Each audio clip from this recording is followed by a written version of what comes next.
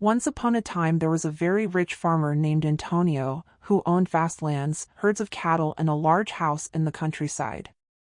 Antonio had 9 children: Marcos, Ana, Pedro, Lucas, Maria, João, Clara, Mateus and Isabela.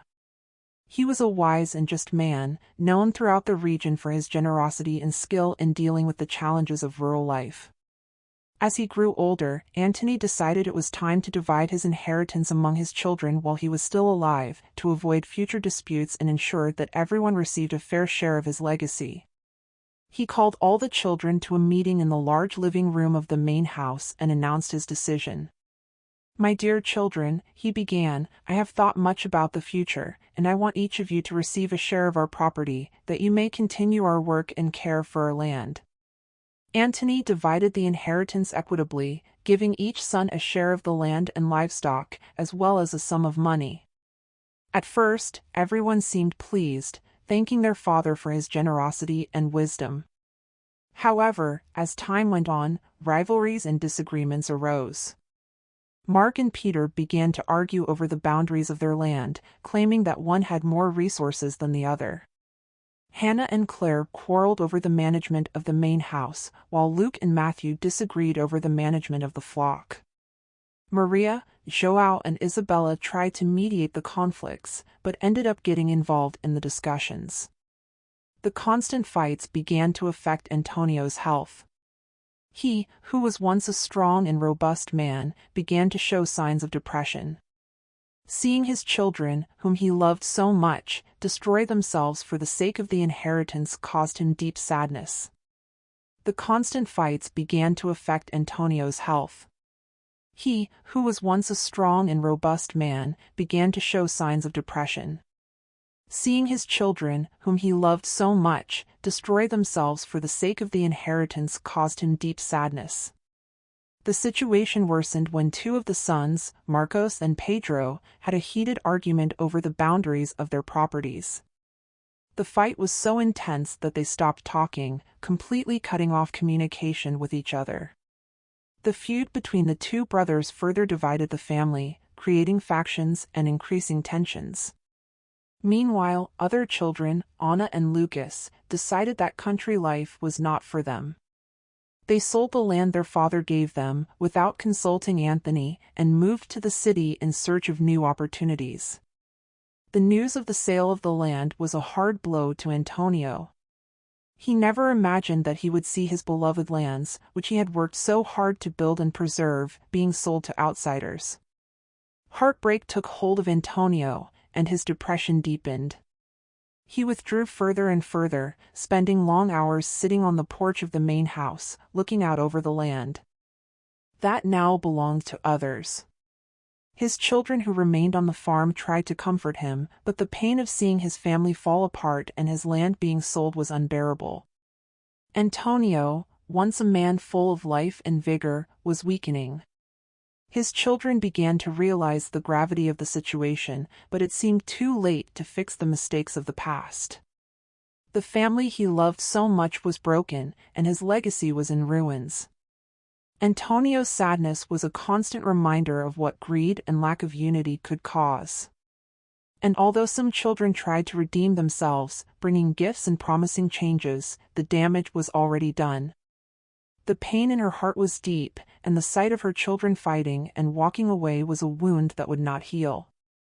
Antonio no longer saw a way out to solve his family's problems.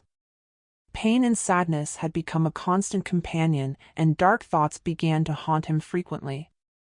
He felt powerless and unable to gather his children and restore the harmony that had once reigned in his home.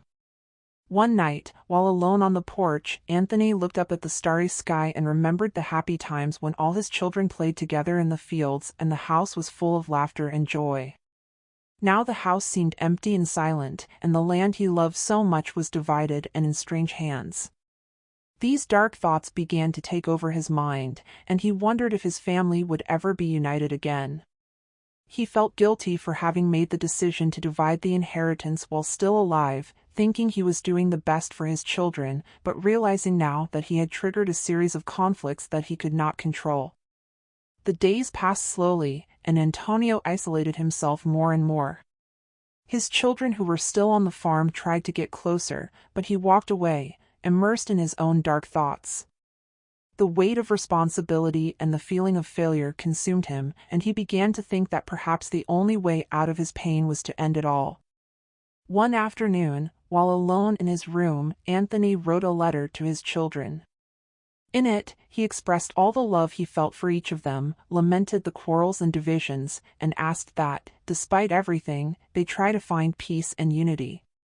He ended the letter with a desperate plea for them to value family above all else and to take care of each other. With the letter in hand, Antonio walked to the balcony and looked at the land for the last time.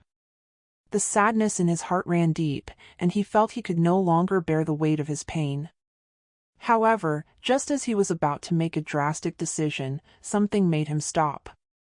He heard voices coming from inside the house. It was the voice of John, the most sensible of the sons, who had called an emergency meeting with the brothers. They were all together, discussing the letter that Antonio had left on the table. João spoke passionately about the need to unite the family again and take care of the land that his father loved so much. Hearing John's words and the murmurs of agreement from the other children, a small flame of hope was kindled in Antony's heart. He realized that perhaps there was still a chance for redemption, to rebuild the bonds that had been broken. Antonio returned inside the house, where he was greeted with hugs and words of regret. His sons, touched by the letter and the pain evident in their father, promised to do all they could to restore peace and harmony to the family. With tears in his eyes, Antony embraced each of his children, feeling for the first time in a long time that there was real hope that his family could come together again and continue the legacy he held dear. The journey to reconciliation would be long and difficult, but at that moment, Antonio knew that love and unity could overcome any obstacle. However, another fact deeply shook Antonio's hopes. One of his sons-in-law, the husband of his daughter Anna, made a decision that brought more disgust to the family. Without consulting his family, he exchanged Anna's share of the farm for another property in a distant region. Anna, influenced by her husband and looking for a different life, accepted the exchange. When the news reached Antonio's ears, he felt as if all the effort and sacrifice of his life were being undone. The sight of his land, divided and now partially lost, was a fatal blow to his already fragile emotional state. John, who had led the effort to reconcile the family, was devastated to learn of Hannah's decision. He had always been the pillar of the family, trying to keep everyone together and preserve his father's legacy. The sale of the land by Anna and her husband was a sign that the family unit was, once again, in danger. Antonio, plunged into a deep despair, felt more and more hopeless. He had already fought so hard to keep the family together, and this latest betrayal was more than he could bear. Sadness and the feeling of failure completely consumed him. One night, unable to bear the pain, Antonio made a tragic decision. He left a last letter for his children, expressing his love for them, but also his deep sadness and disillusionment with the events. Antony was found lifeless the next morning, leaving an immense void in the hearts of all who knew him. The news of Antonio's death deeply shook the entire family. John, in particular, felt an immense weight of guilt and sadness, as he had tried so hard to unite the family and preserve his father's legacy. The tragedy brought a moment of reflection for everyone, and the children finally realized the true extent of the impact of their actions. United in grief, they vowed to honor Antonio's memory, taking care of the lands he loved so much and trying, finally, to rebuild the bonds that had been destroyed. The journey to reconciliation and restoration of the farm would be long and full of challenges, but Antonio's death served as a painful reminder of the value of family and the importance of togetherness. The children, now united by a desire to honor their father, began to work together, trying to repair the damage of the past and create a future in which Antonio's legacy could be preserved and cherished.